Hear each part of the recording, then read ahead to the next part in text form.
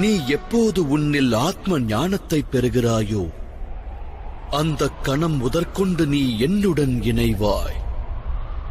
என் அங்கம் எனும் எண்ணம் உன்னில் தோன்றி அனைத்தும் பரந்தாமன் என்னும் உண்மையை உணர்வாய்.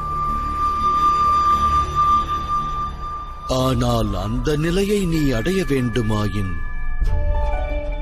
என்னிடம் உனது முழுமையான சமர்ப்பணம் அவசியம். சமர்ப்பணம் என்பது யாது மாதவா?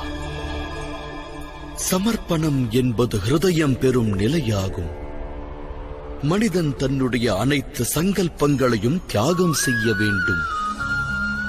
சுயமாக எந்த ஒரு நிர்ணயங்களையும் எந்த முடிவையும் எடுத்தலாகாது.